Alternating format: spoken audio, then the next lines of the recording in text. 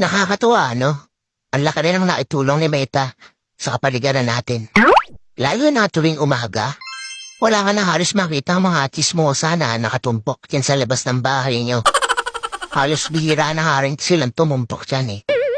Paano kasi? Mas gugustuhin pa nila na mag-isip ng content para sa reels nila maghapon. Oo, ayaw na nila makipagchismisan o makitumpok dyan sa labas ng bahay nyo. Actually, yung atensyon nila imbis na makipagchismisan, napunta na lang talaga sa pagre-reels.